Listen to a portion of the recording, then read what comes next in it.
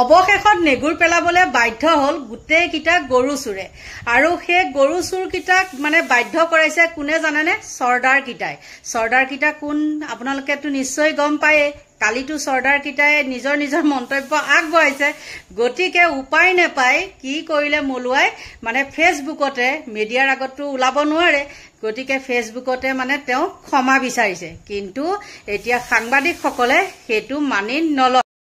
সকলোকে নমস্কাৰ জনাইছো আৰু মোৰ এই সৰু ভিডিঅটো আপোনালোকৰ লৈ লৰালৰিকে বনাইছো দেই নুচুৱাকৈ নাথাকিব কাৰণ কি জানেনে ইমান দম্ভ মাৰি থকা এজনে হঠাতে কেনেকৈ নেগুৰ পেলাই দিলে দেখিছেনে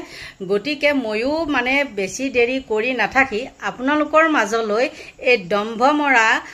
অহংকাৰীজনে কেনেকৈ নেগুৰ পেলালে আপোনালোকলৈ আগবঢ়াইছো চাওক নিৰ্লজ অহংকাৰী দাম্ভিকতা দেখুওৱা মন্ত্ৰীৰ ভুল স্বীকাৰ নেগুৰ পেলাই সামাজিক মাধ্যমত ভুল মানিবলৈ বাধ্য হল মন্ত্ৰী জয়ন্ত মুখ্যমন্ত্ৰীৰ ধমকত সেও মানিলে দিলীপ শইকীয়াৰ ধমকত মুখত লেকাম লাগিল নিজৰ দুখ স্বীকাৰ কৰি মন্ত্ৰী জয়ন্ত মল্লই কলে মই নকবলগীয়া কথা কলো মুখত সেলোটেপ লগাই সামাজিক মাধ্যমৰ কাষ চাপিবলৈ বাধ্য হৈছে জয়ন্ত মল্ল বৰুৱা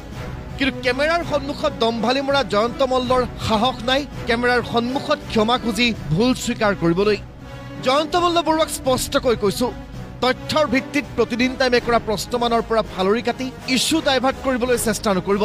দলৰ ৰুখত পৰাৰ ভয়ত সামাজিক মাধ্যমত ভুল স্বীকাৰ কৰিলেই আমি মূল বিষয়বস্তুৰ পৰা আঁতৰি নাযাওঁ জয়ন্ত মল্ল বৰুৱাই কৈছিল আজিও যদি চাই আহে মোৰ তাত ৬০-৭০টা গীৰ গায় ৬০-৭০ গৰাকী গীৰ গায় আৰু এইবিলাকত সাবসিডি এই কাৰণে দিয়ে যে গৰুৰ ব্যৱসায়টো বা গাখীৰৰ ব্যৱসায়টো লাভজনক নহয় আমাৰ প্ৰশ্ন আছিল ২০ জনী গীৰ গাই ক্ৰয় কৰিছিল গৰুখুটিৰ পৰা আপোনাৰ ফাৰ্মত গীৰ গাই আছে ৬০ৰ পৰা ৭০ জনী বাকি ৪০ৰ পৰা ৫০ জনী গীৰ গাই আহিল কৰ পৰা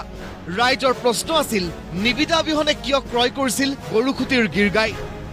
গাই ক্ৰয় কৰাৰ তথ্য লাগে অসমবাসী ৰাইজক আপুনি কৈছিল আপোনালোকে গৈ পেলাই মোৰ ফাৰ্মখন এবাৰ চাই আহিব মোৰ মিছেছে কি ফাৰ্ম কৰিছে কিমান বছৰৰ পৰা কৰি আছে গোটেইটো জানি আহক অফিচৰ কাগজ পত্ৰ ল'ব এগ্ৰিকালচাৰ ফাৰ্মিং কৰিলে কেনেকৈ মানুহে সহায় পায় কি সেইবিলাক জানি আহিব তাৰপিছত নিউজটো বজাবৰ আগতো মোক সোধা নাছিল মন্ত্ৰীৰ কথা মতে প্ৰতিদিন টাইমৰ সাংবাদিক গৈছিল আপোনাৰ পত্নীৰ ফাৰ্মলৈ কিন্তু ভিতৰলৈ সোমাবলৈ কিয় দিয়া নহল অনুমতি জয়ন্ত মল্ল বৰুৱাৰ ভয় ক'ত আৰু কিয় নে অসমবাসীয়ে সন্দেহ কৰাৰ দৰে কথাবোৰ সঁচা গণ্ডগোল আছে নেকি আপোনাৰ পত্নীৰ ফাৰ্মত নে গৰুখুটিত মৃত্যু হোৱা আৰু গুজৰাটলৈ ঘূৰাই দিয়া গীৰ গায়ো পালেগৈ নেকি আপোনাৰ ব্যক্তিগত ফাৰ্ম আপুনি কৈছিল গৰু পুহি লাভ নোহোৱাৰ কথা আমাৰ প্ৰশ্ন আছিল কিয় ফাঁকি দিছিল এগৰাকী মন্ত্ৰী হৈ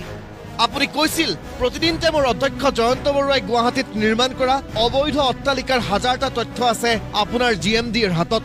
তথ্য বিচাৰি আমি ধাৰাবাহিকভাৱে গলো জিএমডিৰ কাৰ্যালয়লৈ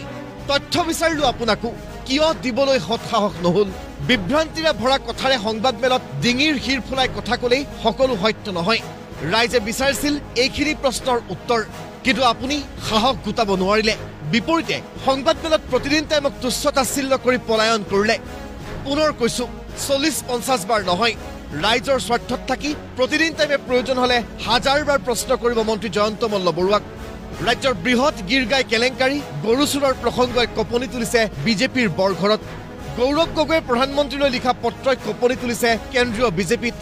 জয়ন্ত মল্ল বৰুৱাৰ বাবে বিজেপিত জোকাৰণিৰ সৃষ্টি হোৱা এয়াই প্ৰথম নহয় জয়ন্ত মল্ল বৰুৱা সেইজন যিজনে ৰাজেন গুহাইৰ দৰে জ্যেষ্ঠ বিজেপি নেতাক সন্ন্যাস লোৱাৰ কথা কৈছিল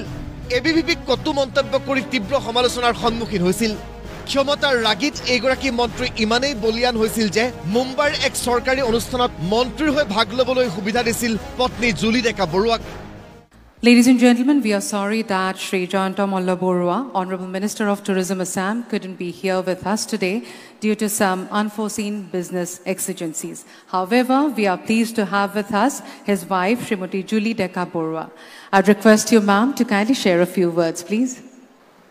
Good evening to everyone present today. As it was already announced, my husband, Honorable Minister Jayanta Malla Borua, had leave. I would like the opportunity to thank everyone who has made this even possible. মন্ত্ৰীৰ পত্নীয়ে চৰকাৰী অনুষ্ঠানত ভাগ লোৱা কাৰ্যই অস্বস্তিটো পেলাইছিল চৰকাৰক যিজন জয়ন্ত মল্ল বৰুৱাক উদ্দেশ্যি বিধায়ক মৃণাল শইকীয়াই কৈছিল জয়ন্ত মল্ল এবাৰ টিভিত ওলালে বিজেপিৰ 1000টা ভোট কমি যায় সেইগৰাকী মন্ত্ৰী জয়ন্ত মল্ল বৰুৱা আৰু গৰুচুৰৰ প্ৰসংগ এতিয়া ৰাষ্ট্ৰীয় সংবাদ মাধ্যমতো প্ৰচাৰিত যিয়ে বিজেপি দল আৰু চৰকাৰক পেলাইছে চৰম অস্বস্তিত